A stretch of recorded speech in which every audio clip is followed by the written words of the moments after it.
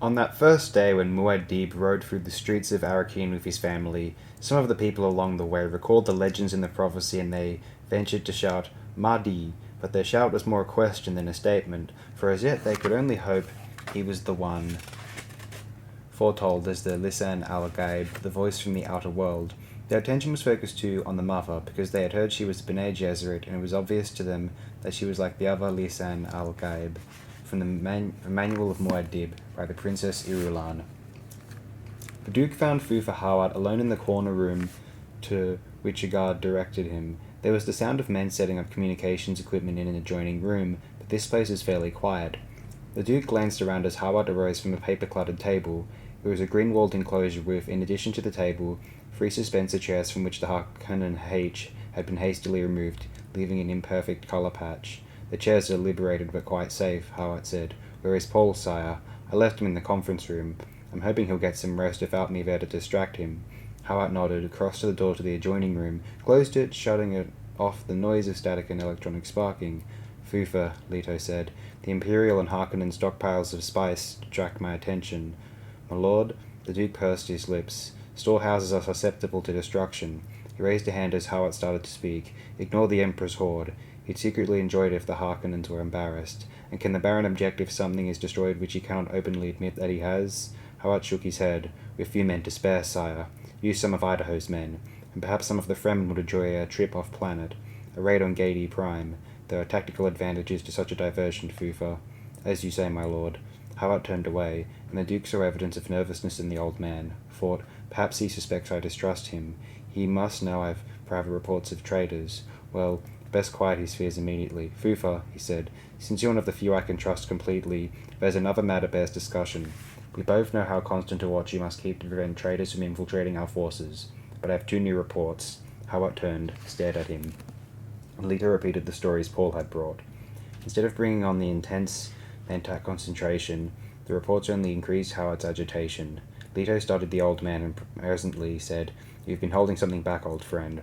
I should have suspected when you were so nervous during staff. What is it that was too hot to dump in front of the full conference? Howard's sappho-stained lips were pulled into a prim, straight line with tiny wrinkles radiating into them. They maintained their wrinkled stiffness as he said, My lord, I don't quite know how to broach this. We've suffered many a scar for each other, Fufa, the Duke said. You know you can broach any subject with me. Howard continued to stare at him, thinking, This is how I like him best.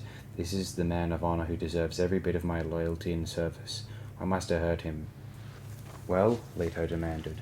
Howard shrugged. It's a scrap of a note. We took it from a Harkonnen courier. The note was intended for an agent named Party. We've good reason to believe Party was top man in the Harkonnen underground here. The note, it's a thing that could have great consequence or no consequence. It's susceptible to various interpretations. What's the delicate content of this note? Scrap of a note, my lord. Incomplete. It was on minimic film with the usual destruction capsule attached. We stopped the acid action just short of full erasure, leaving only a fragment. The fragment, however, is extremely suggestive. Yes? Howard rubbed his lips. It says, Ito will never suspect, and when the blow falls on him from a beloved hand, its source alone should be enough to destroy him. The note was under the Baron's own seal, and I've authenticated the seal. Your suspicion is obvious, the Duke said, and his voice was suddenly cold. I'd sooner cut off my arms than hurt you, Howard said. My lord, what if the Lady Jessica, Leto said. He felt anger consuming him. Couldn't you wring the facts out of this Party?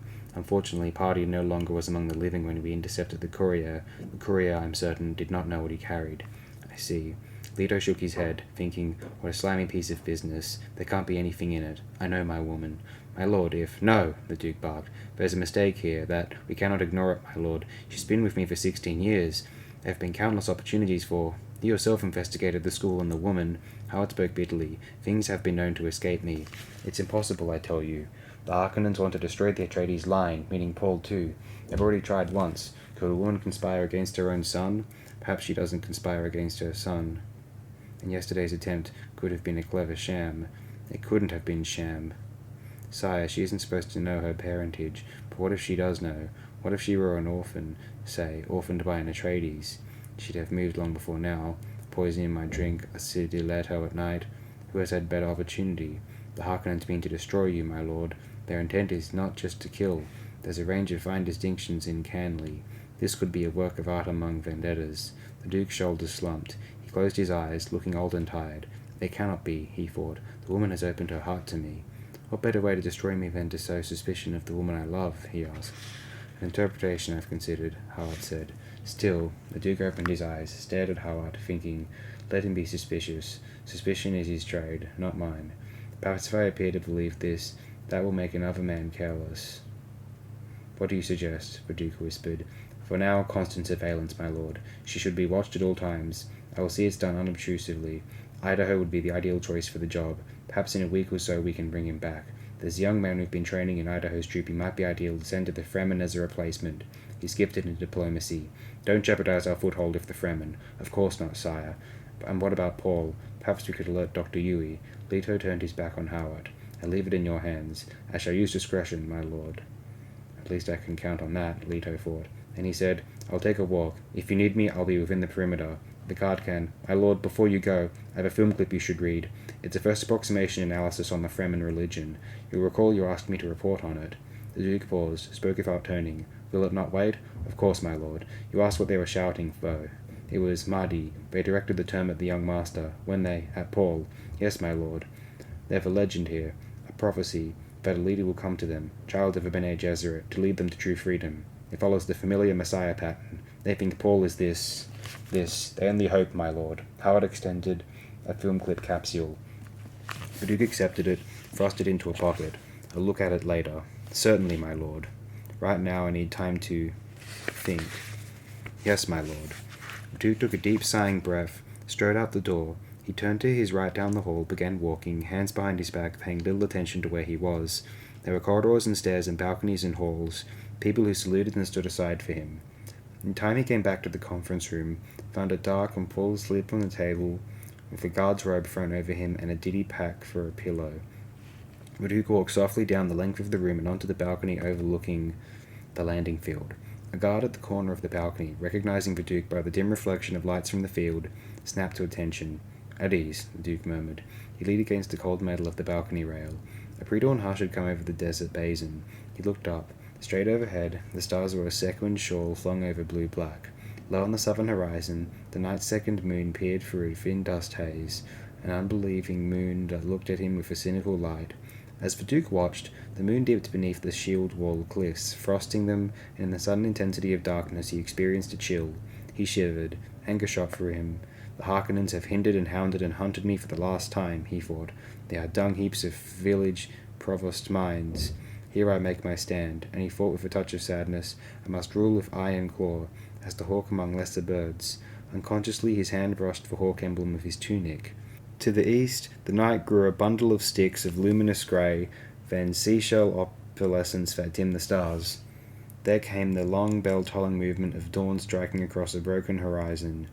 It was a scene of such beauty it caught all his attention. Some things beg a likeness, he thought. He had never imagined anything here could be as beautiful as that shattered red horizon and the purple and ochre cliffs. Beyond the landing field, where the night's faint dew had touched life into the hurried seeds of Arrakis, he saw great puddles of red blooms and running through them an articulate tread of violet, like giant footsteps. It's a beautiful morning, sire, the guard said. Yes, it is. The Duke nodded, thinking, perhaps this planet could grow on one, perhaps it could become a good home for my son. Then he saw the human figures moving into the flower fields, sweeping them with strange scythe-like devices, dew-gatherers, water so precious here that even the dew must be collected. And it could be a hideous place, the Duke thought. There is probably no more terrible instant of enlightenment than the one in which you discover your father is a man with human flesh. From Collected Sayings of Muad'Dib by the Princess Irulan, the Duke said, Paul, I'm doing a hateful thing, but I must. He stood beside the portable poison snooper that had been brought into the conference room for their breakfast. The thing's sensor arms hung limply over the table, reminding Paul of some weird insect nearly dead. The Duke's attention was directed out the windows at the landing field in its roiling of dust against the morning sky. Paul had a viewer in front of him containing a short film clip on Fremen religious practices. The clip had been compiled by one of Howard's experts, and Paul found himself disturbed by the references to himself. Mahdi, Lisan al-Gaib. He could close his eyes and recall the shouts of the crowds. So that is what they hope, he thought, and he remembered what the old Reverend Mother had said, Kwisatz Haderach. The memories touched his feelings of terrible purpose, shading this strange world of sensations of familiarity that he could not understand. A hateful thing, the Duke said. What do you mean, sir? Leto turned, looked down at his son. Because the Harkonnen think to trick me by making me distrust your mother. They don't know that I'd sooner distrust myself. I don't understand, sir. Again, Leto looked out the windows. The white sun was well up into its morning quadrant. Milky light picked out a boiling of dust clouds that spilled out over the blind canyons interfingering the shield wall. Slowly, speaking in a low voice to contain his anger, the Duke explained to Paul about the mysterious note. You might just as well mistrust me, Paul said. They have to think they've succeeded, the Duke said. They must think me this much of a fool. It must look real. Even your mother may not know the sham. But, sir, why? Your mother's response must not be an act. Oh, she's capable of a supreme act, but too much rides on this. I hope to smoke out a traitor. It must seem that I've been completely cozened. She must be hurt this way, but she does not suffer great hurt. Why do you tell me, father? Maybe I'll give it away. They'll not watch you in this thing, the Duke said. You'll keep the secret. You must. He walked to the windows, spoke without turning. This way, if anything should happen to me, you can tell her the truth. But I never doubted her, not for the smallest instant. I should want her to know this. Paul recognized the deaf thoughts in his father's words, spoke quickly. Nothing's going to happen to you, sir. Be silent, son. Paul stared at his father's back, seeing the fatigue in the angle of the neck, in the line of the shoulders, in the slow movements. You're just tired, father. I am tired, the Duke agreed. I'm morally tired. The melancholy degeneration of the great houses has afflicted me at last, perhaps, and we were such strong people once. Paul spoke in quick anger. Our house has degenerated, hasn't it? The Duke turned, faced his son, revealing dark circles beneath hard eyes, a cynical twist of mouth. I should wed your mother, make her my duchess. Yet, my unwedded state gives some houses hope that ye may yet ally with me through their marriageable daughters, he shrugged. Mother has explained this to me. Nothing wins more loyalty for a leader than an air of bravura, the Duke said. I, therefore, cultivate an air of bravura. You lead well, Paul protested. You govern well. Men follow you willingly and love you. My propaganda corps is one of the finest, the Duke said. Again he turned to stare out at the basin. There's greater possibility for us here on Arrakis than the Imperium could ever suspect. Yet sometimes I think it'd have been better if we'd run for it, gone renegade. Sometimes I wish you could sink back into anonymity among the people, because become less exposed to... Father! Yes, I am tired, the Duke said. Did you know we're using spice residue as raw material and already have our own factory to manufacture film base? Sir, we mustn't run short of film base, the Duke said. Else how could we flood village and city with our information? The people must learn how well I govern them. How would they know if we didn't tell them? You should get some rest, Paul said. Again, the Duke faced his son. Arrakis has another advantage I almost forgot to mention. Spice is in everything here. You breathe it and eat it in almost everything. And I find that this imparts a certain natural immunity to some of the most common poisons of the Assassin's Handbook, and the need to watch every drop of water, puts all food production, yeast culture, hydroponics, chemivit, everything, under the strictest surveillance. We cannot kill off large segments of our population with poison, and we cannot be attacked this way either. Arrakis makes us moral and ethical. Paul started to speak, but the Duke cut him off, saying, I have to have someone I can say these things to, son. He sighed, glanced back at the dry landscape where even the flowers were gone now, trampled by the dew gatherers, wilted under the early sun. O Caladan, we ruled with sea and air power, the Duke said. Here we must scrabble for desert power. This is your inheritance, Paul. What is to become of you if anything happens to me? You'll not be a renegade house, but a guerrilla house, running, hunted. Paul groped for words, could find nothing to say. He had never seen his father this despondent. To hold Arrakis, the Duke said, one is faced with decisions that may cost one his self-respect. He pointed out the window to the Atreides green and black banner, hanging limply from a staff at the edge of the landing field. That honourable banner could come to mean many evil things. Paul swallowed in a dry throat. His father's words carried futility, a sense of fatalism that left the boy with an empty feeling in his chest. The Duke took an anti-fatigue tablet from a pocket, gulped it dry. Power and fear, he said, the tools of statecraft. I must order new emphasis on guerrilla training for you. That film clip there, they call you Mahdi, Lisan al-Gaib. As a last resort, you might capitalize on that. Paul stared at his father, watching the shoulders straighten as the tablet did its work, but remembering the words of fear and doubt. What's keeping that ecologist? The Duke muttered. I told Fufa to have him here early. My father, the Padishah Emperor, took me by the hand one day, and I sensed in the ways my mother had taught me that he was disturbed. He led me down the hall of portraits to the ego-likeness of the Duke Leto Atreides.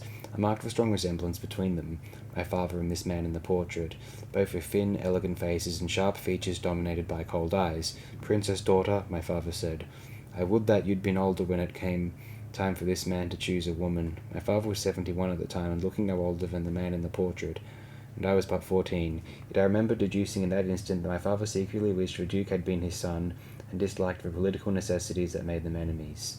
In my father's house, by the Princess Irulan. His first encounter with the people he had been ordered to betray left Dr. Kynes shaken.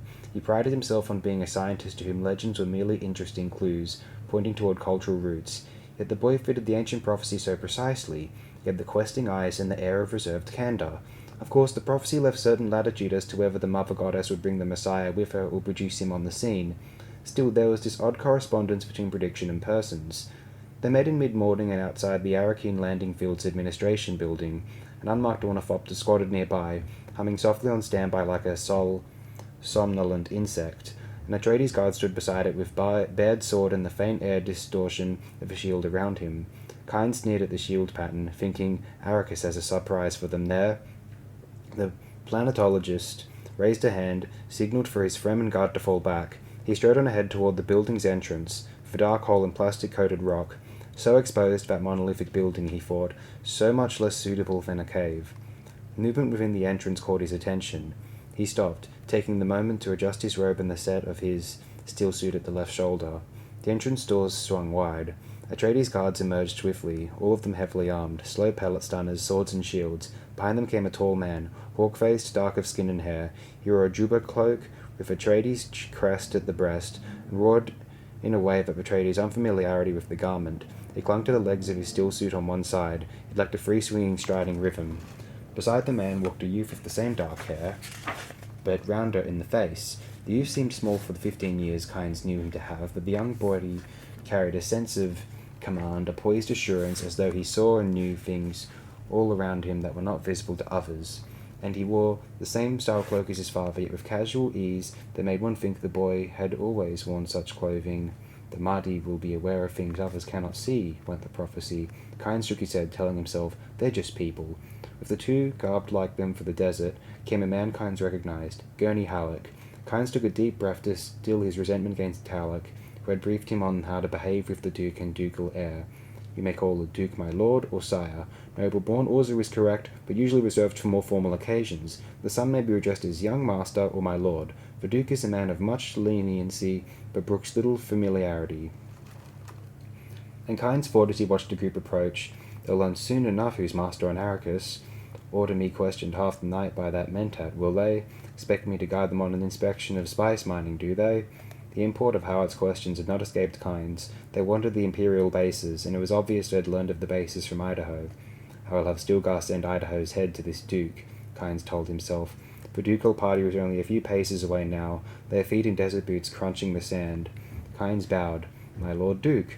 As he had approached the solitary figure standing near the ornithopter, Leto had studied him, tall, thin, dressed for the desert in a loose robe, steel suit and low boots. The man's hood was thrown back, its veil hanging to one side, revealing long sandy hair, a sparse beard.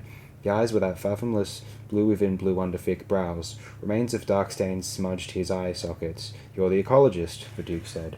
We preferred the old title here, my lord, Kynes said. Planetologist. As you wish, the Duke said. He glanced down at Paul. Son, this is the judge of the change, the arbiter of dispute. The man set here to see that the forms are obeyed in our assumption of power over this fief. He glanced at Kynes. And this is my son. My lord, Kynes said. Are you a Fremen? Paul asked. Kynes smiled. I am accepted in both sietch and village, young master, but I am in His Majesty's service, the Imperial Planetologist. Paul nodded, impressed by the man's air of strength. Halleck had pointed Kynes out to Paul from an upper window of the administration building, the man standing there with the Fremen escort, the one moving now toward the ornithopter. Paul had inspected Kynes briefly with binoculars, noting the prim, straight mouth, the high forehead. Halleck had spoken in Paul's ear. Odd sort of fellow, has a precise way of speaking, clipped off, no fuzzy edges, razor-apt. And the Duke, behind them, had said, scientist type. Now only a few feet from the man, Paul sensed the power in Kynes, the impact of personality as though he were blood royal, born to command. I understand you have to thank you for our still suits and these cloaks, the Duke said. I hope they fit well, my lord, Kynes said. They're a Fremen make, and as near as possible the dimensions given me by your man Halleck here. I was concerned that you said you couldn't take us into the desert unless we wore these garments, the Duke said. We can carry plenty of water. We don't intend to be out long, and we'll have air cover. The escort you see overhead right now, it isn't likely would be forced down. Kynes stared at him, seeing the water fat flash. He spoke coldly. You never talk of likelihoods, Anarchus. You speak only of possibilities. Halleck stiffened. The Duke is to be addressed as my lord or sire. Leto gave Halleck their private hand signal to desist, said, Our ways are new here, Gurney. We must make allowances. As you wish, sire. We are indebted to you, Dr. Kynes, Leto said. These suits and the consideration for our welfare will be remembered. On impulse, Paul called to mind a quotation from the OC Bible, said, The gift is the blessing of the giver. The words rang out overloud in the still air. The Fremen escort Kynes had left in the shade of the administration building leaped up from their squatting repose, muttering in open agitation. One cried out, Listen, Al-Gaib! Kynes whirled, gave a curt, chopping signal with a hand, waved the guard away. They fell back, grumbling among themselves, trailed away around the building. Most interesting, Leto said. Kynes passed a hard glare over the Duke and Paul, said, Most of the desert natives here are a superstitious lot. Pay no attention to them. They mean no harm. But he thought of the words of the legend. They will greet you with holy words, and your gifts will be a blessing. Leto's assessment of Kynes, based partly on Howard's brief verbal report, guarded and full of suspicions, suddenly crystallized. The man was Fremen. Kynes had come with a Fremen escort, which would mean simply that the Fremen were testing their new freedom to enter urban areas, but it had seemed an honor guard. And by his manner, Kynes was a proud man, accustomed to freedom, his tongue and his manner guarded only by his own suspicions. Paul's first question had been direct and pertinent. Kynes had gone native. Shouldn't we be going, sire? Halleck asked. The Duke nodded. I'll fly by my own phopter. Kynes can sit up front with me to direct me. You and Paul take the rear seats. One moment, please, Kynes said. With your permission, sire, I must check the security of your suits. The Duke started to speak, but Kynes pressed on. I have concern for my own flesh as well as yours, my lord. I am well aware of whose throat would be slit should harm befall you two while you're in my care. The Duke frowned, thinking, how delicate this moment. If I refuse, it may offend him. This could be a man whose value to me is beyond measure. Yet, to let him inside my shield, touching my person when I know so little about him. The thoughts flicked through his mind with decision, hard on their heels. We're in your hands, the Duke said. He stepped forward, opening his robe, saw Halleck come up, and the balls of his feet poised and alert but remaining where he was. And if he'd be so kind, the Duke said, and appreciate an explanation of the suit from one who lives so intimately with it. Certainly, Kynes said. He felt up under the robe for the shoulder seals, speaking as he examined the suit. It's basically a micro-sandwich, a high-efficiency filter and a heat exchange system. He adjusted the shoulder seals. The skin contact layer is porous. Perspiration passes through it, having cooled the body.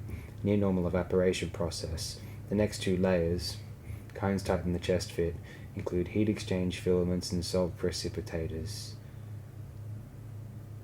Salts reclaimed. Duke lifted his arms at a gesture, said, Most interesting. Breathe deeply, Kynes said. The Duke obeyed. Kynes studied the underarm seals, adjusted one. Motions of the body, especially breathing, he said, and some osmotic action provide the pumping force. He loosened the chest fit slightly.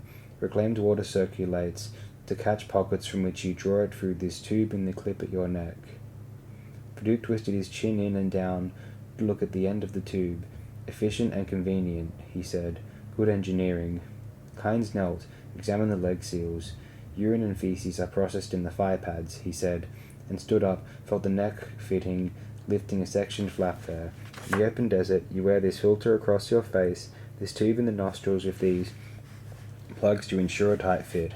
Breathe in through the mouth filter, out through the nose tube. With a Fremen suit in good working order, you won't lose more than a thimbleful of moisture a day, even if you're caught in the Great Erg. A thimbleful a day, the Duke said. Kynes pressed a finger against the suit's forehead pad, said, This may rub a little. If it irritates you, please tell me. I could slip patch it a bit tighter. My thanks, the Duke said. He moved his shoulders in the suit as Kynes stepped back, realizing that it did feel better now, tighter and less irritating. Kynes turned to Paul. Now let's have a look at you, lad. A good man, but he'll have to learn to address us properly, the Duke thought. Paul stood passively as Kynes inspected the suit. It had been an odd sensation putting on the crinkling, sleek-surfaced garment. In his forced consciousness had been the absolute knowledge that he had never before worn a still suit. Yet each motion of adjusting the adhesion tabs under Gurney's inexpert guidance had seemed natural and instinctive. When he had tightened the chest to gain maximum pumping action from the motion of breathing, he had known what he did and why. When he had fitted the neck and forehead tabs tightly, he had known it was to prevent friction blisters. Kynes straightened, stepped back with a puzzled expression. "You've worn a still suit before?" he asked. "This is the first time. Then someone adjusted it for you?" "No." "Your desert boots are fitted slip fashion at the ankles. Who told you to do that?" "It seemed the right way." "That it most certainly is." And Kynes rubbed his cheek, thinking of the legend. "You shall know your ways as though born to them." "We waste time," the Duke said. He gestured to the waiting Fopter, led the way, accepting the guard's salute with a nod. He climbed in, fastened his safety harness, checked controls and instruments. The craft creaked as the others clambered aboard. Kynes fastened his harness, focused on the padding comfort of the aircraft, soft luxury of grey-green upholstery, gleaming instruments, and the sensation of filtered and washed air in his lungs as doors slammed and vent fans whirred alive. "So soft," he thought. "All secure, sire," Halleck said. Leto fed power to the wings, filled them cup and dip, twice. They were airborne in 10 meters, wings feathered tightly, and afterjets thrusting them upward in a steep, hissing climb. "Southeast over the shield wall," Kynes said. "That's where I told your sandmaster to concentrate his equipment." "Right." The Duke banked into his air cover, the other craft taking up their guard positions as they headed southeast. "The design and manufacture of these still suits bespeaks a high degree of sophistication," the Duke said. "Some day I may show you a siege factory," Kynes said. "I would find that interesting," the Duke said. "I note that suits are manufactured also in some of the garrison cities. Inferior copies," Kynes said. "Any Dune man who values his skin wears a Fremen suit. And it'll hold your water loss to a thimbleful a day. Properly suited, your forehead cap tight, all seals in order. Your major water loss is through the palms of your hands," Kynes said. "You can wear suit gloves if you're not using your hands for critical work. Most Fremen in the open desert rub their hands with juice from the leaves of the creosote bush. It inhibits perspiration." The Duke glanced down to the left at the broken landscape of the shield wall, chasms of tortured rock, patches of yellow-brown crossed by black lines of fault shattering. It was as though someone had dropped this ground from space and left it where it smashed. They crossed a shallow basin with the clear outline of grey sand spreading across it from a canyon opening to the south. The sand fingers ran out into the basin, a dry delta outlined against darker rock. Kynes sat back, thinking about the water-fat flesh he had felt beneath the still suits. There were shield belts over their robes, slow pellet stunners at the waist, coin-sized emergency transmitters on cords around their necks. Both the Duke and his son carried knives in wrist sheaths, and their sheaths appeared well worn. These people struck Kynes as a strange combination of softness and armed strength. There was a poise to them totally unlike the Harkonnens. "When you report to the Emperor on the change of government here, will you say we observe the rules?" Leto asked. He glanced at Kynes, back to their course. "The Harkonnens left. You came," Kynes said. "And is everything as it should be?" Leto asked. Momentary tension showed in the tightening of a muscle along Kynes' jaw. "As planetologist and judge of the change, I am a direct subject of the Imperium, my lord." The Duke smiled grimly. "But we both know the realities. I remind you that His Majesty supports my work." "Indeed. And what is your work?" In the brief silence, Paul thought, "He's pushing this Kynes too hard." Paul glanced at Halleck, but the minstrel warrior was staring out at the barren landscape. Kynes spoke stiffly. "You, of course, refer to my duties as planetologist." "Of course. It is mostly dry land biology and botany. Some geological work, core drilling and testing. You never really exhaust the possibilities of an entire planet. Do you also investigate the spice?" Kynes turned, and Paul noted the hard line of the man's cheek. "A curious question, my lord. Bear in mind, Kynes, that this is now my fief. My methods differ from those of the Harkonnens. I don't care if you study the spice as long as I share what you discover." He glanced at the planetologist. "The Harkonnens discouraged investigation of the spice, didn't they?" Kynes stared back without answering. "You may speak plainly," the Duke said, "without fear for your skin. The Imperial Court is indeed a long way off," Kynes muttered, and he thought, "What does this water-soft invader expect? Does he think me fool enough to enlist with him?" The Duke chuckled, keeping his attention on their course. "I detect a sour note in your voice, sir. We've waded in here with a mob of tame killers, eh? And we expect you to realize immediately that we're different from the Harkonnens." I've read the propaganda you flooded into Sietchin village, Kynes said. Love the good Duke. Your core of... Here now, Halleck barked. He snapped his attention away from the window, leaned forward. Paul put a hand on Halleck's arm. Gurney, the Duke said. He glanced back. This man's been long under the Harkonnens. Halleck sat back. Your man Howard's subtle, Kynes said, but his object's plain enough. Will you open those bases to us, then? The Duke asked. Kynes spoke curtly. They're His Majesty's property. They're not being used. They could be used. Does His Majesty concur? Kynes darted a hard stare at the Duke. Arrakis could be an Eden if its rulers would look up from grubbing for spice. He didn't answer my question, the Duke thought, and he said, How is a planet to become an Eden without money? What is money? Kynes asked, if it won't buy the services you need. Now, the Duke thought, and he said, We'll discuss this another time. Right now I believe we're coming to the edge of the shield wall. Do I hold the same course? The same course, Kynes muttered. Paul looked out his window. Beneath them, the broken ground began to drop away in tumbled creases toward a barren rock plain and a knife-edged shelf. Beyond the shelf, fingernail crescents of dunes marched toward the horizon with here and there in the distance a dull smudge, a darker blotch to tell of something not sand. Rock outcroppings, perhaps. In the heat-addled air, Paul couldn't be sure. Are there any plants down there? Paul asked. Some, Kynes said. This latitude's life zone is mostly what we call minor water stealers. They adapted to raiding each other for moisture, gobbling up the trace dew. Some parts of the desert teem with life, but all of us learned how to survive under these rigors. If you get caught down there, you imitate that life or you die. You mean steal water from each other? Paul asked. The idea outraged him, and his voice betrayed his emotion. It's done, Kynes said, but that wasn't precisely my meaning. You see, my climate demands a special attitude toward water. You are aware of water at all times. You waste nothing that contains moisture. And the Duke thought, my climate. Come around 2 degrees more southerly, my lord, Kynes said. There's a blow coming up from the west.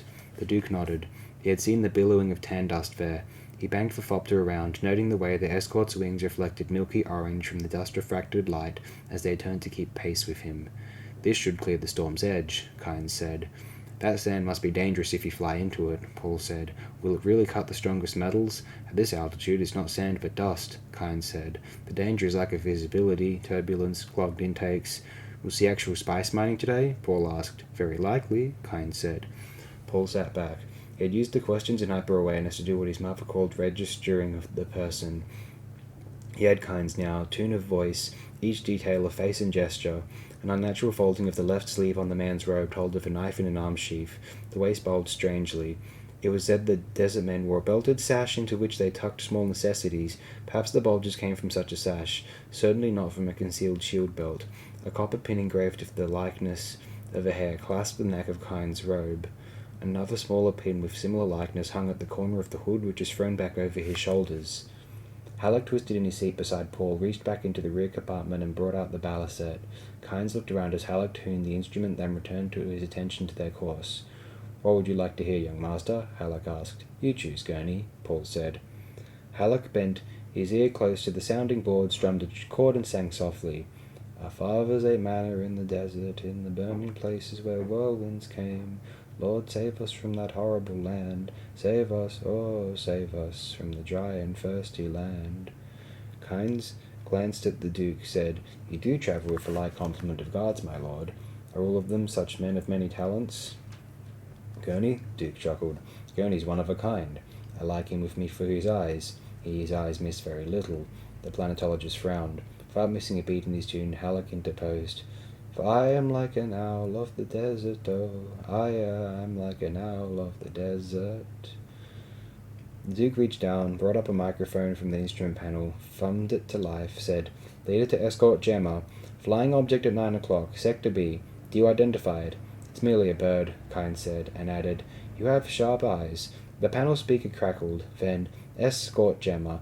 Object examined under full amplification. It's a large bird. Paul looked in the indicated direction, saw the distant speck, a dot of intermittent motion, and realized how keyed up his father must be. Every sense was at full alert. I had not realized there were birds that large this far into the desert, the Duke said.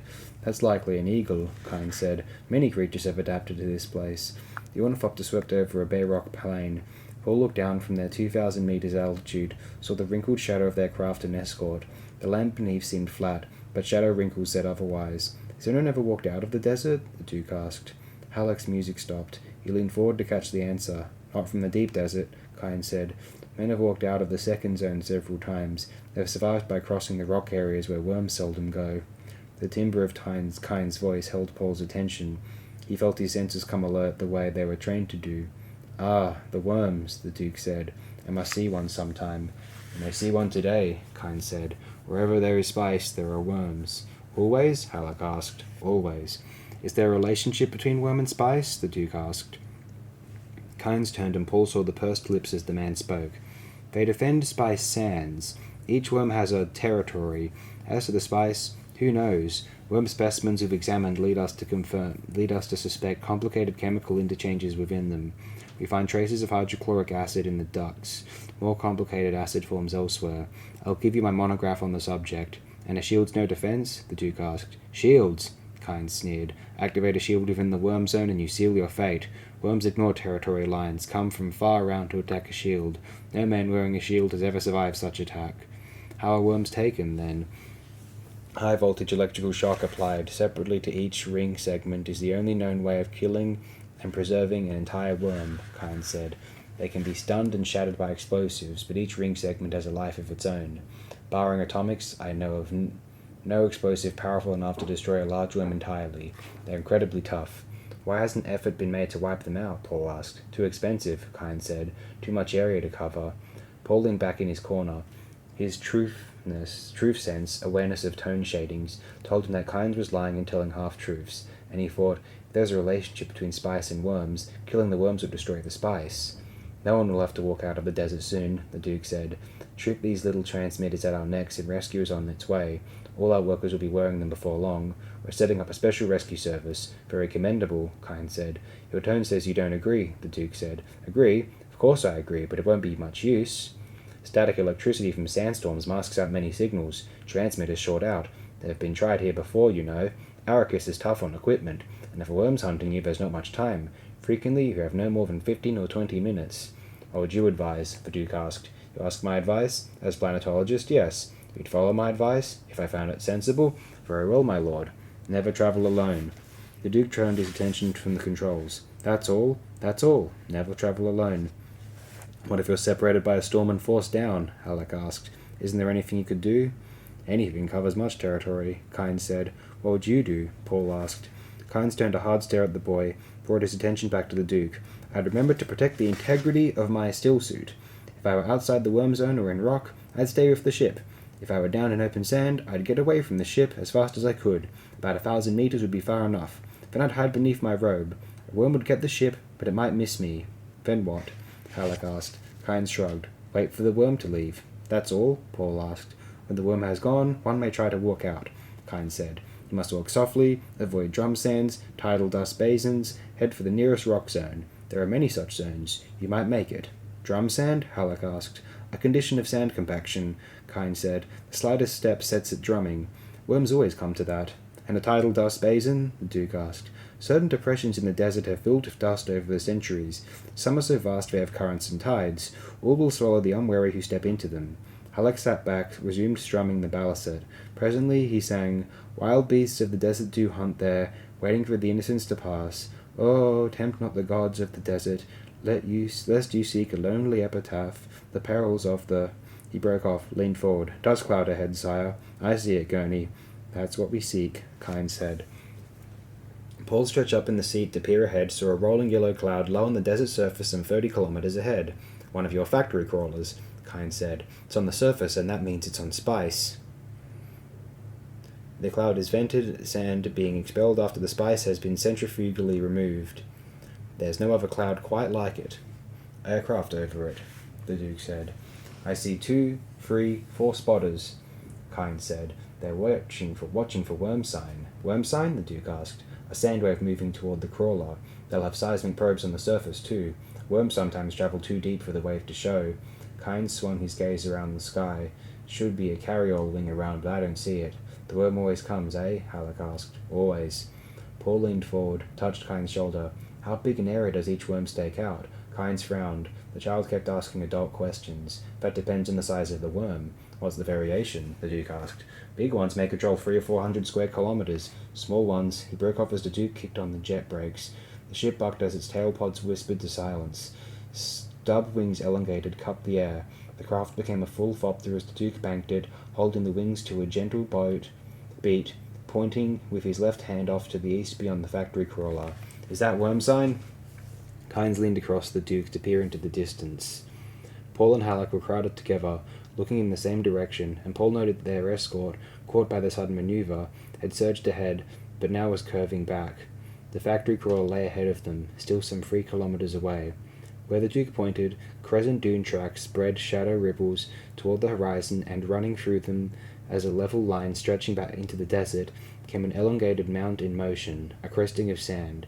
It reminded Paul of the way a big fish disturbed the water when swimming just under the surface. Worm, Kynes said. Big one. He leaned back, grabbed the microphone from the panel, punched out a new frequency selection. Glancing at the grid chart on rollers over their heads, he spoke into the microphone, calling crawler at Delta Ajax. Niner. Worm sign warning. Crawler at Delta Ajax Niner. Worm sign warning. Acknowledge, please. He waited. The panel speaker emitted static crackles, then a voice. Who calls Delta Ajax Niner? Over. They seem pretty calm about it, Halleck said. Kynes spoke into the microphone. Unlisted flight. North and east of you about 3 kilometers. Worm sign is on intercept course. Your position. Estimated contact 25 minutes. Another voice rumbled from the speaker. This is spotter control. Sighting confirmed. Stand by for contact fix. There was a pause, then, contact in 26 minutes minus. That was a sharp estimate. Who's on that unlisted flight? Over. Halleck had his harness off and surged forward between Kynes and the Duke. Is this the regular working frequency, Kynes? Yes. Why?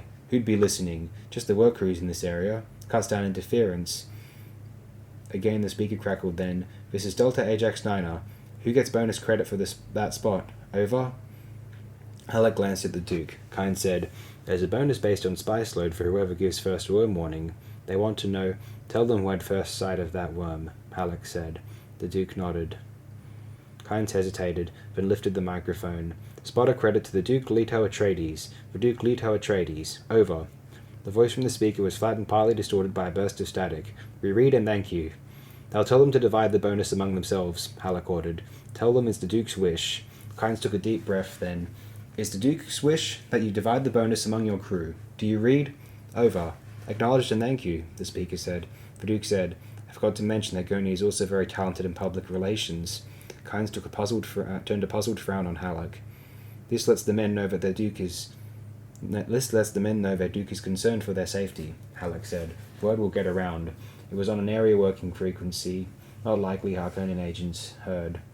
He glanced out at their air cover, and we're a pretty strong force. It was a good risk. The Duke banked their craft toward the sand cloud erupting from the factory crawler. What happens now? There's a carryall wing somewhere close, Kynes said. It'll come in and lift off the crawler. What if the carryall's wrecked? Halleck asked. Some equipment is lost, Kynes said. Getting close over the crawler, my lord. You'll find this interesting. The Duke scowled, busied himself with the controls as they came into turbulent air over the crawler. Paul looked down, saw sand still spewing out of the metal and plastic monster beneath them. It looked like a great tan and blue beetle with many wide tracks extending on arms around it. He saw a giant inverted funnel snout poked into dark sand in front of it. Rich spice bed by the color, Kynes said. They'll continue working until the last minute. The Duke fed more power to the wings, stiffened them for a steeper descent as he settled lower in a circling glide above the crawler. A glance left and right showed his cover holding altitude and circling overhead. Paul studied the yellow cloud belching from the crawler's pipe vents, looked out over the desert at the approaching worm track. Shouldn't we be hearing them call in the carryall? Halleck asked. They usually have the wing on a different frequency, Kynes said. Shouldn't they have 2 carryalls standing by for every crawler? The Duke asked. There should be 26 men on that machine down there, not to mention cost of equipment. Kynes said, You don't have enough, X. He broke off as the speaker erupted with an angry voice. Any of you see the wing? He isn't answering. A garble of noise crackled from the speaker, drowned in an abrupt override signal, then silence on the first voice. Report by the numbers. Over. This is spotter control. Last I saw, the wing was pretty high and circling off northwest. I don't see him now. Over. Spotter 1, negative. Over. Spotter 2, negative. Over. Spotter 3, negative. Over. Silence. The Duke looked down. His own craft's shadow was just passing over the crawler. Only 4 spotters, is that right? Correct, Kynes said. There are 5 in our party, the Duke said. Our ships are larger. We can crowd in 3 extra each. Their spotters ought to be able to lift off 2 each. Paul did the mental arithmetic, said, That's 3 short. Why didn't I have 2 carryalls to each crawler? Barked the Duke. You don't have enough extra equipment, Kynes said. All the more reason we should protect what we have. Where could that carryall go? Halleck asked. Could have been forced down somewhere out of sight, Kynes said. The Duke grabbed the microphone, hesitated with thumb poised over its switch. How could they lose sight of a carryall? They keep their attention on the ground looking for worm sign, Kynes said. The Duke thumbed the switch, spoke into the microphone. This is your Duke. We are coming down to take off Delta Ajax 9's crew. All spotters are ordered to comply. Spotters will land on the east side. We will take the west. Over. He reached down, punched out his own command frequency, repeated the order for his own air cover, handed the microphone back to Kynes. Kynes returned to the working frequency and a voice blasted from the speaker. Almost a full load of spice. We have almost a full load. We can't leave that for a damned worm. Over. Damn the spice, the Duke barked. He grabbed back the microphone and said, We can always get more spice. There are seats in our ships for all but 3 of you. Straws will decide any way you like who's to go, but you're going and that's an order. He slammed the microphone back into Kynes' hands, muttered, Sorry, as Kynes shook an injured finger. How much time? Paul asked. 9 minutes, Kynes said. The Duke said, The ship has more power than the others. If we took off under jet with 3/4 wings, we could crowd in an additional man. That sand's soft, Kynes said. With 4 extra men aboard on a jet takeoff, we could snap the wings, sire, Halleck said. Not on this ship, the Duke said. He held back on the controls as the Fopter glided in beside the crawler. The wings tipped up, braked the Fopter to a skidding stop within 20 meters of the factory. The crawler was silent now, no sand spouting from its vents. Only a faint mechanical rumble issued from it, becoming more audible as the Duke opened his door. Immediately their nostrils were assailed by the odor of cinnamon, heavy and pungent. With a loud flapping, the spotter aircraft glided down to the sand on the other side of the crawler. The Duke's own escort swooped in to land in line with him. Paul, looking out at the factory, saw how all the Fopters were dwarfed by it, gnats beside a warrior beetle. Gurney, you and Paul toss out that rear seat, the Duke said. He manually cranked the wings out to 3/4, set their angle, checked the jet pod controls. Why the devil aren't they coming out of that machine? They're hoping that the carryall will show up, Kynes said. They still have a few minutes. He glanced off to the east. All turned to look in the same direction, seeing no sign of the worm, but there was a heavy, charged feeling of anxiety in the air. The Duke took the microphone, punched through his command frequency, said, 2 of you toss out your shield generators. By the numbers, you can carry out 1 more man that way. We're not leaving any men for that monster. He keyed back to the working frequency, barked, All right, you and Delta Ajax 9 out. Now, this is a command from your Duke. On the double, or I'll cut that crawler apart with a las gun. A hatch snapped open near the front of that factory, another at the rear, another at the top. Men came tumbling out, sliding and scrambling down to the sand. A tall man in a patched working robe was the last to emerge. He jumped down to a track and then to the sand. The Duke hung the microphone on the panel, swung out onto the wing step, shouted, 2 men each into your spotters. The man in the patched robe began toiling off pairs of his crew, pushing toward the craft waiting on the other side. 4 over here, the Duke shouted. 4 into that ship back there. He jabbed a finger at an escort Fopter directly behind him. The guards were just wrestling the shield generator out of it. And 4 into that ship over there. He pointed to the other escort that had shed its shield generator. 3 each into the others. Run, you sand dogs. The tall man finished counting off his crew, came slogging across the sand, followed by 3 of his companions. I hear the worm, but I can't see it, Kynes said. The others heard it then, an abrasive slivering distant and growing louder. Damn sloppy way to operate, the Duke muttered. Aircraft began flapping off the sand around them. It reminded the Duke of a time in his home planet's jungles, a sudden emergence into a clearing, and carrion birds lifting away from the carcass of a wild ox. The spice workers slogged up to the side of the Fopter, started climbing in behind the Duke. Halleck helped, dragging them into the rear. In you go, boys, he snapped. On the double. Paul crowded into a corner by sweating men, smelled the perspiration of fear, saw that 2 of the men had poor neck adjustments on their still suits. He filed the information in his memory for future action. His father would have to order tighter stillsuit discipline. Men tended to become sloppy if you didn't watch such things. The last man came gasping into the rear, said, The worm! It's almost on us! Blast off! The Duke slid into his seat, frowning, said, We still have almost 3 minutes on the original contact estimate. Is that right, Kynes? He shut his door, retracted. Almost exactly, my lord, Kynes said, and he thought, A cool one, this Duke. All secure here, sire, Halleck said. The Duke nodded, watched the last of his escort take off. He adjusted the igniter, glanced once more at wings and instruments, punched the jet sequence. The takeoff pressed the Duke and Kynes deep into their seats, compressed the people in the rear.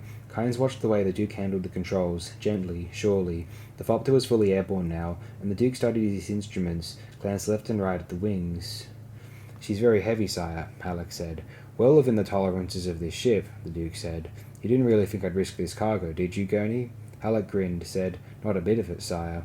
The Duke banked his craft in a long easy curve, climbing over the crawler. Paul crashed into a corner beside a window, stared down at the silent machine on the sand. The worm sign had broken off about 400 meters from the crawler, and now there appeared to be turbulence in the sand around the factory. "The worm is now beneath the crawler," Kynes said. "You're about to witness a thing few have seen." Flecks of dust shadowed the sand around the crawler now. The big machine began to tip down to the right. A gigantic sand whirlpool began forming there to the right of the crawler. It moved faster and faster. Sand and dust filled the air now for hundreds of meters around. Then they saw it. A wide hole emerged from the sand. Sunlight flashed from glistening white spokes within it. The hole's diameter was at last twice the length of the crawler, Paul estimated. He watched as the machine slid into that opening in a billow of dust and sand. The hole pulled back. "Gods, what a monster!" muttered a man beside Paul. "Got all our flog and spice," growled another. "Someone is going to pay for this," the Duke said. "I promise you that." By the very flatness of his father's voice, Paul sensed the deep anger. He found that he shared it. This was criminal waste. In the silence that followed, they heard Kynes. "Bless the Maker and his water," Kynes murmured. "Bless the coming and going of him. May his passage cleanse the world. May he keep the world for his people." "What's that you're saying?" the Duke asked, but Kynes remained silent. Paul glanced at the men crowded around him. They were staring fearfully at the back of Kynes' head. One of them whispered, "Liet." Kynes turned, scowling. The man sank back, abashed. Another of the rescued men began coughing, dry and rasping. Presently he gasped, "Curse this hellhole." The tall Dune man who had come last out of the crawler said, "Be you still, cos. You but worsen your cough." He stirred among the men until he could look through them at the back of the Duke's head. "You be the Duke Leto, I warrant," he said. "It's to you we give thanks for our lives. We were ready to end it there until you came along." "Quiet, man, and let the Duke fly his ship," Halleck muttered. Paul glanced at Halleck. He too had seen the tension wrinkles at the corner of his father's jaw. One walked softly when the Duke was in a rage. Leto began easing his Thopter out of its great banking circle, stopped at a new sign of movement on the sand. The worm had withdrawn into the depths, and now, near where the crawler had been, two figures could be seen moving north away from the sand depression. They appeared to glide over the surface with hardly a lifting of dust to mark their presence. "Who's the passage?" To mark their passage. "Who's that down there?" the Duke barked. "Two Johnnies who came along for the ride, saw," said the tall Dune man. "Or wasn't something said about them?" "It was the chance they took, saw," the Dune man said. "My lord," said Kynes, "these men know it's of little use to do anything about men trapped on the desert in worm country." "We'll send a ship from base for them," the Duke snapped. "As you wish, my lord," Kynes said, "but likely when the ship gets here there'll be no one to rescue." "We'll send a ship anyway," the Duke said. "They were right beside when the worm came up," Paul said. "How'd they escape?" "The sides of the hole cave in and make the distances deceptive," Kynes said. "You waste fuel here, sire," Halleck ventured. "Aye, Gurney." The Duke brought his craft toward the shield wall. His escort came down from circling stations, took up positions above and on both sides. Paul thought about what the Dune man and Kynes had said. He sensed half-truths, outright lies. The men on the sand had glided across the surface so surely, moving in a way obviously calculated to keep from luring the worm back out of its depths. Fremen, Paul thought. Who else would be so sure on the sand? Who else might be left out of your worries as a matter of course, because they are in no danger? They know how to live here. They know how to outwit the worm. What were Fremen doing on that crawler? Paul asked. Kynes whirled. The tall Dune man turned wide eyes on Paul. Blue within blue within blue. "Who be this lad?" he asked. Halleck moved to place himself between the man and Paul, said, "This is Paul Atreides, the ducal heir." "Why says he there were Fremen on our rumbler?" the man asked. "They fit the description," Paul said. Kynes snorted. You can't tell Fremen just by looking at them. He looked at the Dune man. You. Who were those men? Friends of one of the others, the Dune man said. Just friends from a village who wanted to see the spice sands. Kynes turned away. Fremen. But he was remembering the words of a legend. The Lisan al-Gaib shall see through all subterfuge. They be dead now, most likely, young Saw, the Dune man said. We should not speak unkindly on them. But Paul heard the falsehood in their voices, felt the menace that had brought Halleck instinctively into guarding position. Paul spoke dryly. A terrible place for them to die. Without turning, Kynes said, When God hath ordained a creature to die in a particular place, he causeth that creature's wants to direct him to that place. Leto turned a hard stare at Kynes, and Kynes, returning the stare, found himself troubled by a fact he had observed here. This Duke was concerned more over the men than he was over the spice. He risked his own life and that of his son to save the men. He passed off the loss of a spice crawler with a gesture. The threat to men's lives had him in a rage. A leader such as that would command fanatic loyalty. He would be difficult to defeat. Against his own will and all previous judgments, Kynes admitted to himself, I like this Duke. Greatness is a transitory experience. It is never consistent. It depends in part upon the myth-making imagination of humankind. The person who experiences greatness must have a feeling for the myth he is in. He must reflect what is projected upon him, and he must have a strong sense of the sardonic. This is what uncouples him from belief in his own pretensions. The sardonic is all that permits him to move within himself. Without this quality, even occasional greatness will destroy a man. From Collected Sayings of Muad'Dib by the Princess Irulan. In the dining hall of the Arakeen Great House, the Spencer lamps had been lighted against the early dark. They cast their yellow glows upward onto the black bull's head with its bloody horns, and onto the darkly glistening oil painting of the old Duke. Beneath these talismans, white linen shone around the burnished reflections of the Atreides silver, which had been placed in precise arrangements along the great table, little archipelagos of surface waiting beside crystal glasses, each sitting squared off before a heavy wooden chair. The classic central chandelier remained unlighted, and its chain twisted upward into shadows where the mechanism of the poison snooper had been concealed. Pausing in the doorway to inspect the arrangements, the Duke thought about the poison snooper and what it signified in his society. All of a pattern, he thought. You can plumb us by our language, the precise and delicate delineations for ways to administer treacherous death. Will someone try chamurky tonight, poison in the drink, or will it be charmus, poison in the food? He shook his head. Beside each plate on the long table stood a flagon of water. There was enough water along the table, the Duke estimated, to keep a poor Arakeen family for more than a year. Flanking the doorway in which he stood were broad, laving basins of ornate yellow and green tile. Each basin had its rack of towels. It was the custom, the housekeeper had explained, for guests as they entered to dip their hands ceremoniously into a basin, slop several cups of water onto the floor, dry their hands on a towel, and fling the towel into the growing puddle at the door. After the dinner, beggars gathered outside to get the water squeezing from the towels. How typical of a Harkonnen Five, the Duke thought. Every degradation of the spirit that can be conceived. He took a deep breath, feeling rage tighten in his stomach. The custom stops here, he muttered. He saw a serving woman, one of the old and gnarled ones the housekeeper had recommended, hovering at the doorway from the kitchen across from him. The Duke signalled with upraised hand. She moved out of the shadows, scurried around the table toward him, and noted the leathery face, the blue in blue eyes. My lord wishes? She kept her head bowed, eyes shielded. He gestured. Have these basins and towels removed. But, noble born, she looked up, mouth gaping. I know the custom, he barked. Take these basins to the front door. While we're eating until we've finished, each beggar who calls may have a full cup of water. Understood? Her leathery face displayed a twisting of emotions. Dismay, anger. With sudden insight, Leto realized she must have planned to sell the water squeezings from the foot-trampled towels, wringing a few coppers from the wretches who came to the door. Perhaps that was also a custom. His face clouded and he growled. I'm posting guard to see that my orders are carried out to the letter. He whirled straight back down the passage to the great hall. Memories rolled in his mind like the toothless mutterings of old women. He remembered open water and waves, days of grass instead of sand, dazed summers that had whipped past him like windstorm leaves. All gone. I'm getting old, he thought.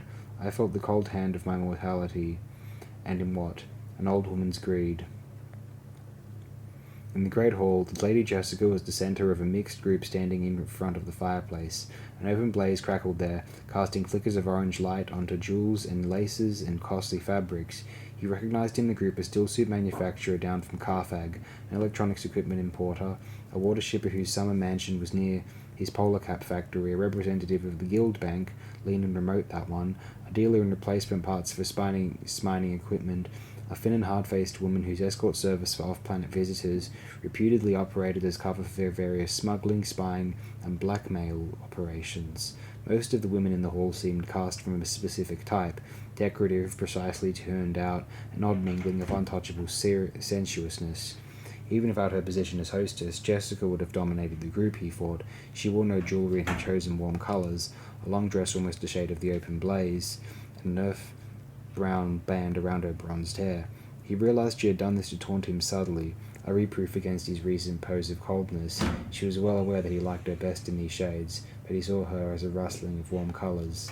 Nearby, more an outflanker than a member of the group, stood Duncan Idaho in glittering dress uniform, flat face unreadable, the curling black hair neatly combed. He had been summoned back from the Fremen and had his orders from Howard. Under pretext of guarding her, you will keep the Lady Jessica under constant surveillance. The Duke glanced around the room. There was Paul in the corner, surrounded by a fawning group of the younger Arakeen Rishis, and aloof among them 3 officers of the house troop. The Duke took particular note of the young women. What a catch a ducal heir would make.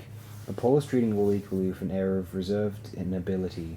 He'll wear the title well, the Duke thought, and realised of a sudden chill that this was another deaf thought.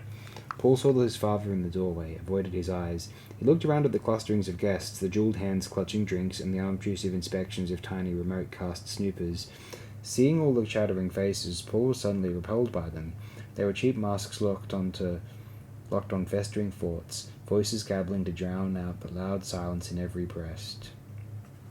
I'm in a sour mood, he thought, and wondered what Gurney would say to that. He knew his mood's source. He hadn't wanted to attend this function, but his father had been firm.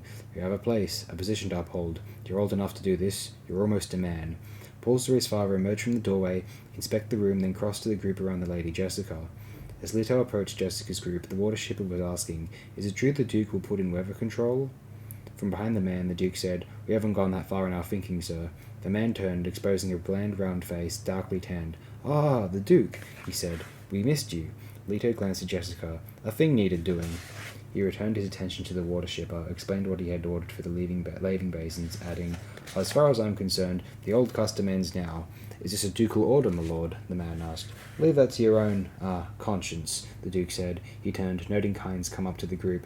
One of the women said, "I think it's a very generous gesture, giving water to the—" Someone shushed her. The Duke looked at Kynes, noting the planetologist wore an old-style dark brown uniform with epaulettes of the Imperial civil servant and a tiny gold teardrop of rank at his collar. The water shipper asked in an angry voice, "Does the Duke imply criticism of our custom?" "This custom has been changed," Leto said. He nodded to Kynes, marked a frown on Jessica's face, thought, "A frown does not become her, but it'll increase rumours of friction between us."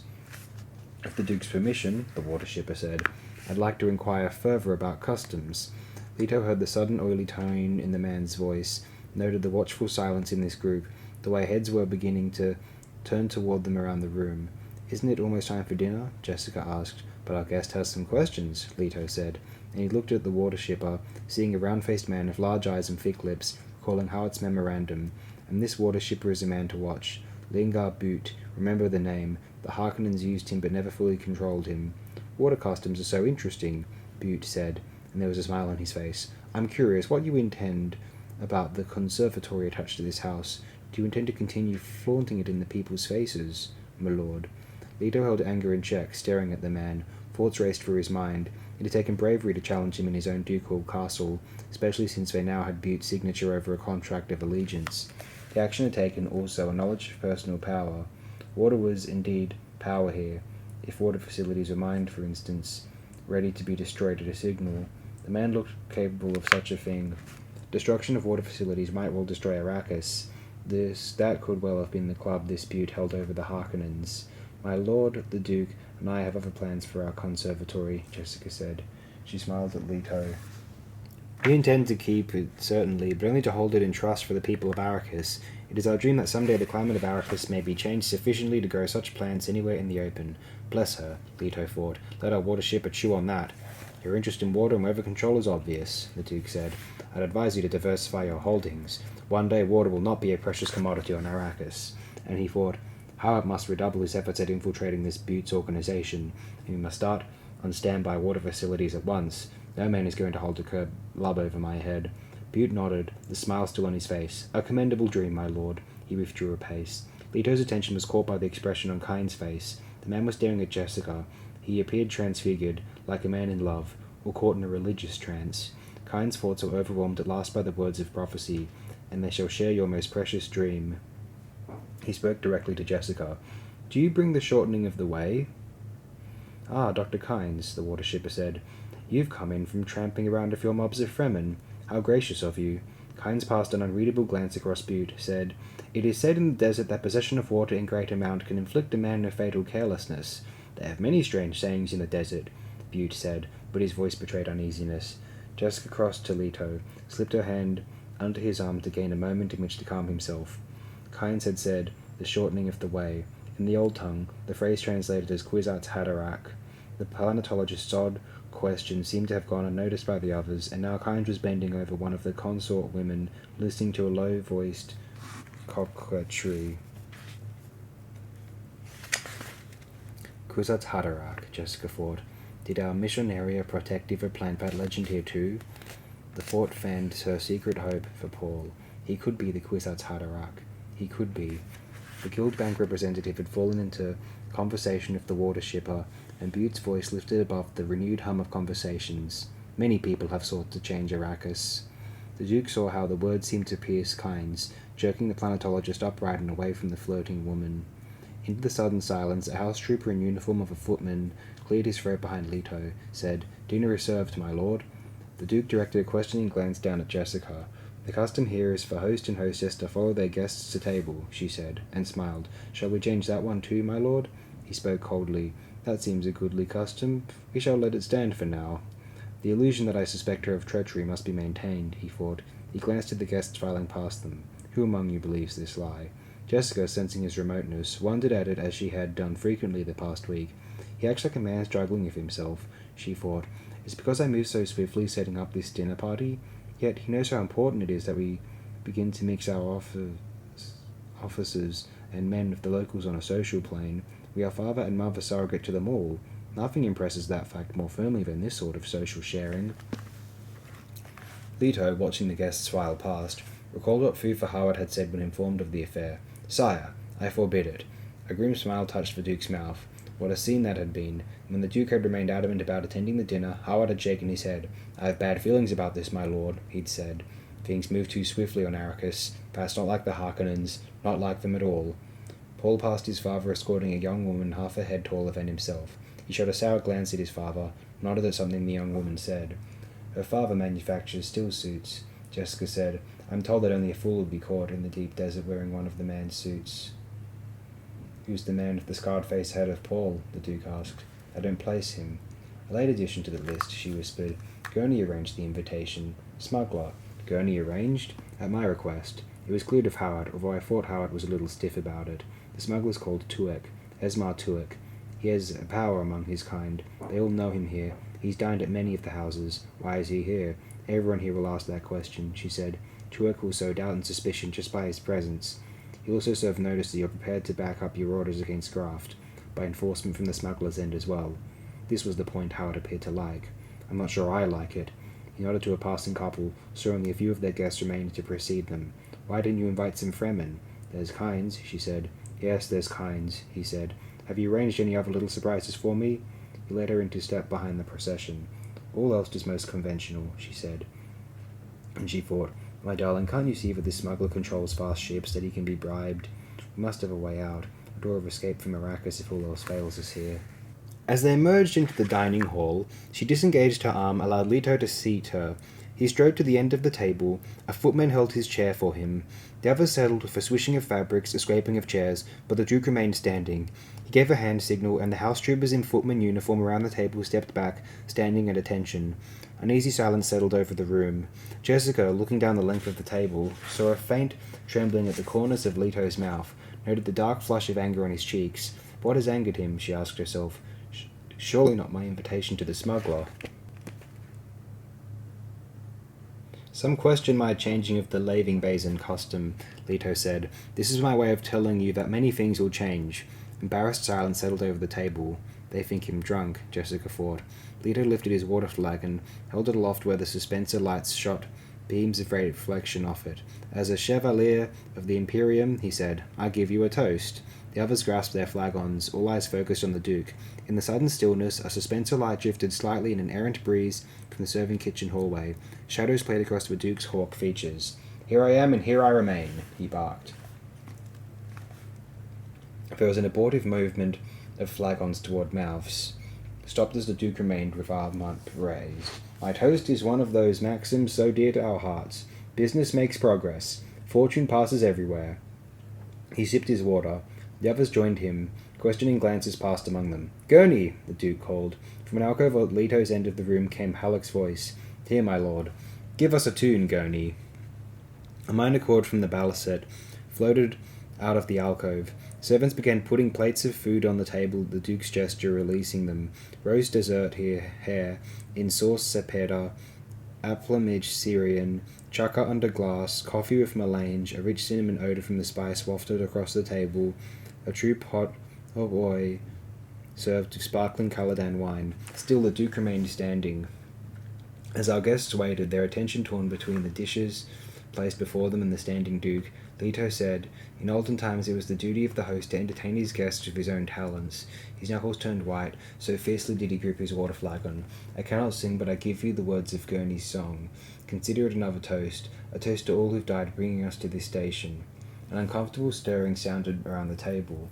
Jessica lowered her gaze, glanced at the people seated nearest her. There was the round-faced water shipper and his woman, the pale and austere Guildbank representative. He seemed a whistle-faced scarecrow with his eyes fixed on Leto, the rugged and scar-faced Tuick, his blue-within-blue eyes downcast. Review, friends, troops long past review, the Duke intoned. All to fate a weight of pains and dollars.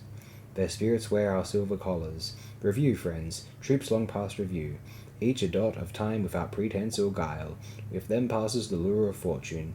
Review, friends, troops long past review. When our time ends on its Richter smile, we'll pass the lure of fortune. The Duke allowed his voice to trail off on the last line, took a deep drink from his water flagon, slammed it back onto the table. Water slopped over the brim onto the linen. The others drank in embarrassed silence. Again, the Duke lifted his water flagon, and this time emptied its remaining half onto the floor, knowing that the others around the table must do the same. Jessica was first to follow his example. There was a frozen moment before the others began emptying their flagons.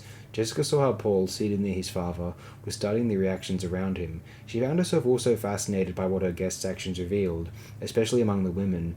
This was clean, potable water, not something already cast away in a sopping towel. Reluctance to just discard it exposed itself in trembling hands, delayed reactions, nervous laughter, and violent obedience to their necessity. One woman dropped her flagon, looked the other way as her male companion recovered it. Kynes, though, caught her attention most sharply. The planetologist hesitated, but emptied his flagon into a container beneath his jacket. He smiled at Jessica as he caught her watching him, raised the empty flagon to her in a silent toast. He appeared completely unembarrassed by his action. Halleck's music still wafted over the room, but it had come on out of its minor key, lilting and lively now as though he were trying to lift the mood. Let the dinner commence, the Duke said, and sank into his chair. He's angry and uncertain, Jessica thought. The loss of that factory crawler hit him more deeply than it should have. It must be something more than that loss. He acts like a desperate man. She lifted her fork, hoping in the motion to hide her own sudden bitterness. Why not? He is desperate. Slowly at first, but with increasing animation, the dinner got underway. The stillsuit manufacturer complimented Jessica on her chef and wine. We brought both from Caladan, she said. Superb, he said, tasting the chukka. Simply superb. Not a hint of melange in it. One gets so tired of the spice in everything. The Guildbank representative looked across at Kynes. I understand, Dr. Kynes, but if a factory crawler has been lost to a worm, news travels fast, the Duke said. Then it's true? The banker asked, shifting his attention to Leto. Of course it's true, the Duke snapped. The blasted carryall disappeared. Shouldn't be possible for anything that big to disappear. When the worm came, there was nothing to recover the crawler, Kynes said. It should not be possible, the Duke repeated. No one saw the carryall leave? The banker asked. Spotters customarily keep their eyes on the sand, Kynes said. They're primarily interested in worm sign. A carryall's complement usually is 4 men, 2 pilots and 2 journeymen attachers. If one, or even 2 of this crew were in the pay of the Duke's foes. Ah, I see, the banker said. And you, as judge of the change, do you challenge this? I shall have to consider my position carefully, Kynes said, and I certainly will not discuss it at table. And he thought, that pale skeleton of a man, he knows this is the kind of infraction I was instructed to ignore. The banker smiled, returned his attention to his food. Jessica sat remembering a lecture from her Bene Gesserit school days. The subject had been espionage and counter-espionage. A plump, happy-faced Reverend Mother had been the lecturer, her jolly voice contrasting weirdly with the subject matter. I think to note about any espionage and or counter-espionage school is a similar basic reaction pattern of all its graduates. Any enclosed discipline sets its stamp, its pattern upon its students. That pattern is susceptible to analysis and prediction. Now, motivational patterns are going to be similar among all espionage agents. That is to say, there will be certain types of motivation that are similar despite differing schools or opposed aims. We will study first how to separate this element from your analysis in the beginning through interrogation patterns that betray the inner orientation of the interrogators. Secondly, by close observation of language thought orientation of those under analysis. You will find it fairly simple to determine the root languages of your subjects, of course, both through voice inflection and speech pattern. Now, sitting at the table with her son and her duke, and their guests, hearing the guild bank representative, Jessica felt a chill of realization. The man was a Harkonnen agent. He had the Gaiety Prime speech pattern, subtly masked but exposed to her trained awareness as though he had announced himself. Does this mean the guild itself has taken sides against House Atreides? She asked herself. The thought shocked her, and she masked her emotion by calling for a new dish, all the while listening for the man to betray his purpose. He will shift the conversation next to something innocent, but with ominous overtones, she told herself. It's his pattern. The banker swallowed, took a sip of wine, smiled at something said to him by the woman on his right. He seemed to listen for a moment to a man down the table who was explaining to the Duke that native Arrakeen plants had no fawns. I enjoy watching the flights of birds on Arrakis, the banker said, directing his words at Jessica. All of our birds, of course, are carrion eaters, and many exist without water, having become blood drinkers. The stillsuit manufacturer's daughter, seated between Paul and his father at the other end of the table, twisted her pretty face into a frown, said, "Oh, Susu, you say the most disgusting things." The banker smiled. They call me Susu because I'm financial advisor to the Water Peddlers Union. And as Jessica continued to look at him without comment, he added, because of the water seller's cry, Susu Suk, and he imitated the call with such accuracy that many around the table laughed. Jessica heard the boastful tone of voice, but noted most that the young woman had spoken on cue, a set piece. She had produced the excuse for the banker to say what he had said. She glanced at Lingar Boot. The water magnate was scowling, concentrating on his dinner. It came to Jessica that the banker had said, I too control that ultimate source of power on Arrakis. Water. Paul had marked for falseness in his dinner companion's voice, so that his mother was following the conversation with Bene Gesserit intensity. On impulse, he decided to play the foil, draw this exchange out. He addressed himself to the banker. Do you mean, sir, that these birds are cannibals? That's an odd question, young master, the banker said. I merely said the birds drink blood. It doesn't have to be the blood of their own kind, does it? It was not an odd question, Paul said, and Jessica noted the brittle, riposte quality of her training exposed in his voice. Most educated people know that the worst potential for competition for any young organism can come from its own kind. He deliberately forked a bite of food from his companion's plate, ate it. They are eating from the same bowl. They have the same basic requirements. The banker stiffened, scowled at the Duke. Do not make the error of considering my son a child, the Duke said, and he smiled. Jessica glanced around the table, noted that Butte had brightened, that both Kynes and the smuggler, Tuek, were grinning. It's a rule of ecology, Kynes said, that the young master appears to understand quite well. The struggle between life elements is the struggle for the free energy of a system. Blood's an efficient energy source. The banker put down his fork, spoke in an angry voice. It's said that the Fremen scum drink the blood of their dead. Kynes shook his head, spoke in a lecturing tone.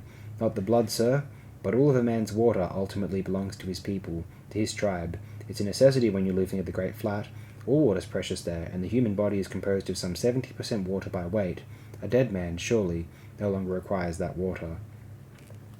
The banker put both hands against the table beside his plate, and Jessica thought he was going to push himself back, leave in a rage. Kynes looked at Jessica. Forgive me, my lady, for elaborating on such an ugly subject at table, but you were being told falsehood and it needed clarifying. You've associated so long with Fremen that you've lost all sensibilities, the banker rasped. Kynes looked at him calmly, studied the pale, trembling face. Are you challenging me, sir? The banker froze. He swallowed, spoke stiffly. Of course not. I'd not so insult our host and hostess. Jessica heard the fear in the man's voice, saw it in his face, in his breathing, in the pulse of a vein in his temple. The man was terrified of Kynes. Our host and hostess are quite capable of deciding for themselves when they've been insulted, Kynes said. They're brave people who understand defensive honor. We all may attest to their courage by the fact that they are here now, on Arrakis. Jessica saw that Leto was enjoying this. Most of the others were not. People all around the table sat poised for flight, hands out of sight under the table. Two notable exceptions were Butte, who was openly smiling at the banker's discomfiture, and the smuggler, Tuek, who appeared to be watching Kynes for a cue. Jessica saw that Paul was looking at Kynes in admiration. Well, Kynes said. I meant no offence, the banker muttered.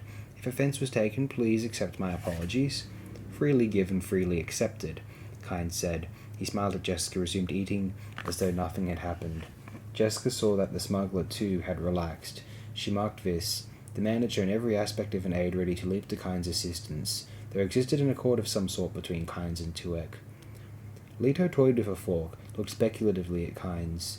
Their cautious manner indicated a change in attitude toward the House of Atreides. Kynes had seemed colder on their trip over the desert.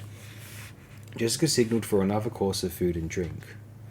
Servants appeared with flangus de lapins de Guerin, red wine and a sauce of mushroom yeast on the side. Slowly the dinner conversation resumed, but Jessica heard the agitation in it, the brutal quality, saw that the banker ate in sudden silence. Kynes would have killed him without hesitating, she thought, and she realized that there was an offhand attitude toward killing in Kynes' manner. He was a casual killer, and she guessed that this was a Fremen quality. Jessica turned to the stillsuit manufacturer on her left, said, I find myself continually amazed by the importance of water on Arrakis. Very important. He agreed. What is his dish? It's delicious. Tongues of wild rabbit in a special sauce, she said. A very old recipe. I must have that recipe, the man said. She nodded. I'll see that you get it. Kynes looked at Jessica, said, The newcomer to Arrakis frequently underestimates the importance of water here. You are dealing, you see, with the law of the minimum. She heard the testing quality in his voice and said, Growth is limited by that necessity which is present in the least amount, and naturally the least favourable condition controls the growth rate. It's rare to find members of a great house aware of planetological problems, Kynes said. Water is the least favourable condition for life on Arrakis, and remember that growth itself can produce unfavourable conditions unless treated with extreme care.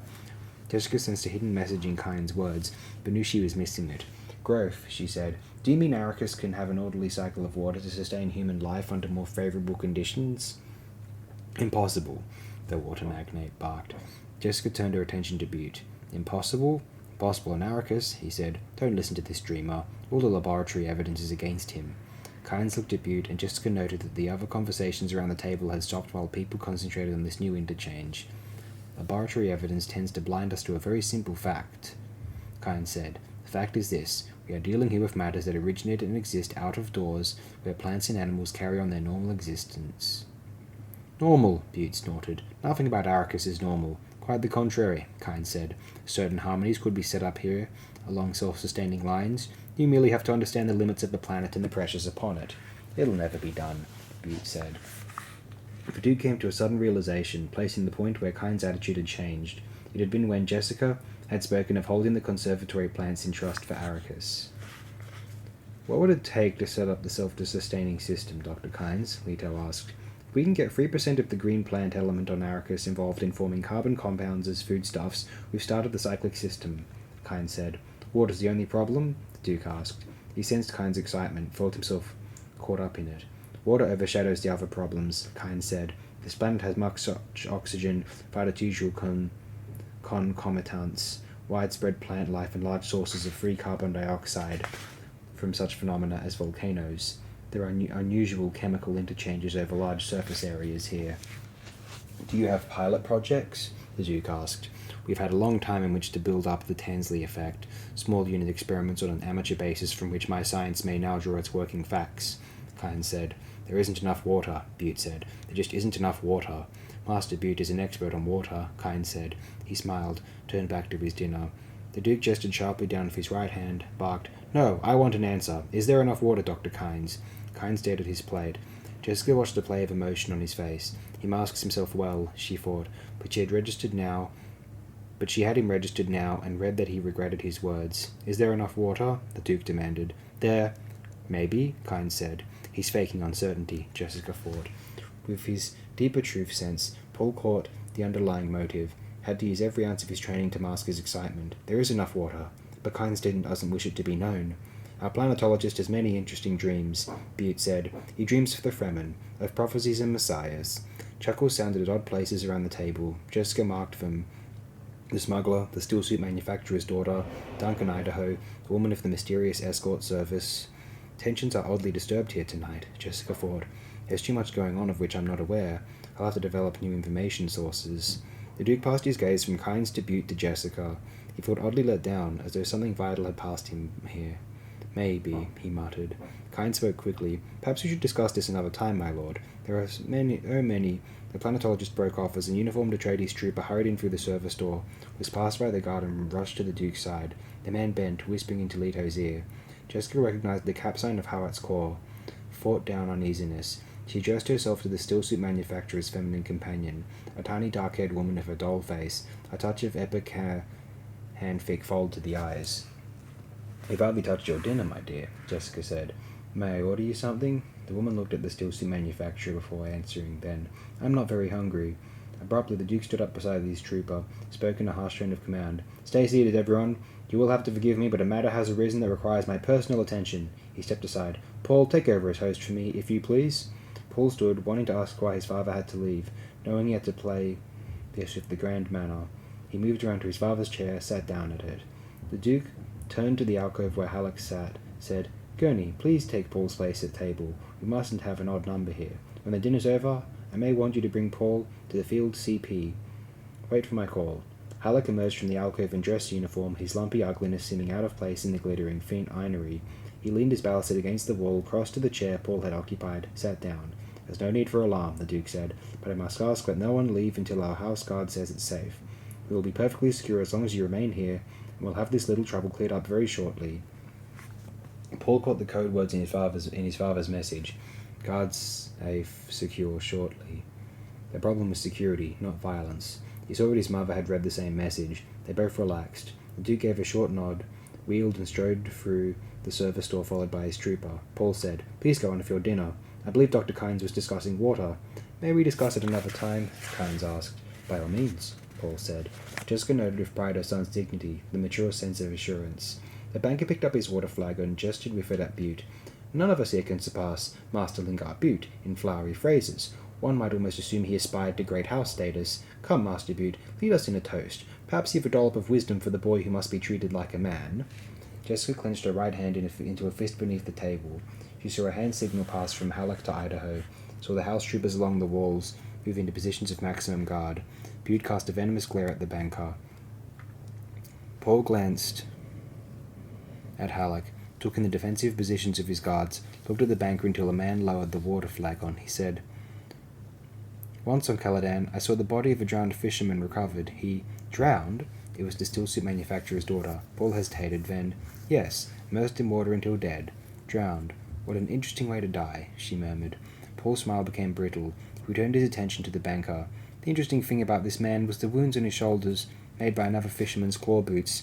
This fisherman was one of several in a boat, a craft of travelling on water, that foundered, sank beneath the water. Another fisherman helping recover the body said he'd seen marks like this man's wound several times.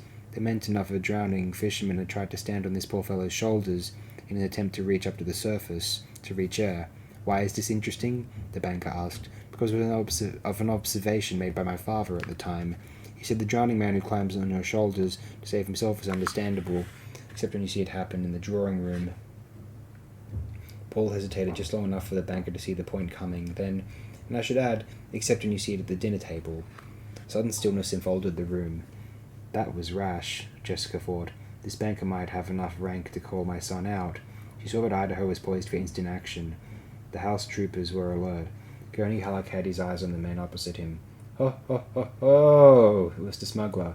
Tuek, head thrown back, laughing with complete abandon.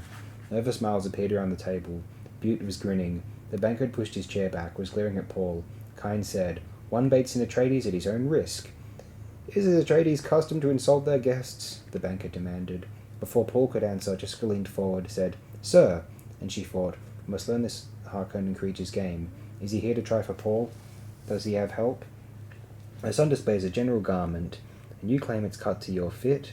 Jessica asked. What a fascinating revelation. She slid a hand down her leg to the cry's knife she had fastened in a calf sheath. The banker turned his glare at Jessica. Eyes shifted away from Paul, and she saw him ease himself back from the table, freeing himself for action. He had focused on the code word, garment, prepare for violence. Kynes directed a speculative look at Jessica, gave a subtle hand signal to Tuat. The smuggler lurched to his feet, lifted his flagon. "I'll give you a toast," he said. "Young Paul Atreides, still allowed by his looks, but a man by his actions." Why did they intrude? Jessica asked herself. The banker stared now at Kynes, and Jessica saw terror return to the agent's face. People began responding all around the table. Where Kynes leads, people follow, Jessica thought. He has told us he sides with Paul. What's the secret of his power?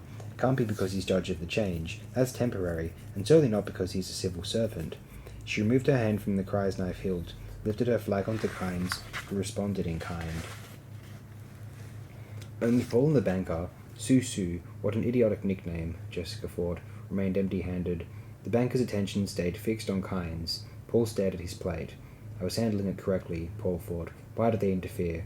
He glanced covertly at the male guests nearest him. Prepare for violence? From whom? Certainly not that banker fellow. Not from that banker fellow.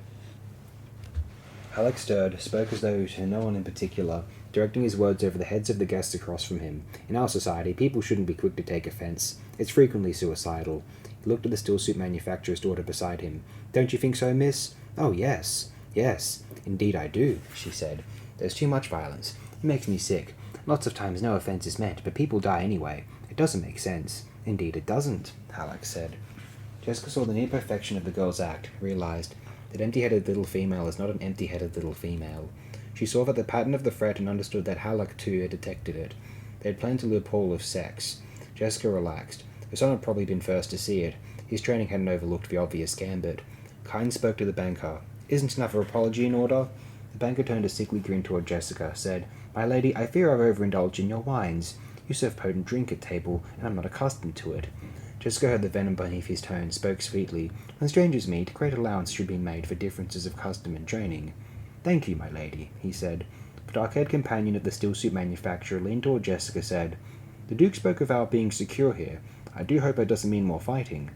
She was directed to lead the conversation this way, Jessica thought. "Likely this will prove unimportant," Jessica said, "but there's so much detail requiring the Duke's personal attention in these times. As long as enmity continues between Atreides and Harkonnen, we cannot be too careful. The Duke has sworn Canley. He will leave no Harkonnen agent alive on Arrakis, of course." She glanced at the Guildbank agent. "And the conventions, naturally, support him in this." She shifted her attention to Kynes. "Is this not so, Dr. Kynes?" "Indeed it is," Kynes said. The stillsuit manufacturer pulled his companion back. She looked at him, said, "I do believe I'll eat something now. I'd like some of that bird dish you served earlier." Jessica signalled a servant, turned to the banker. "And you, sir, were speaking of birds earlier and of their habits. I find so many interesting things about Arrakis. Tell me, where is the spice found? Do the hunters go deep into the desert?" "Oh no, my lady," he said. "Very little is known of the deep desert, and almost nothing of the southern regions.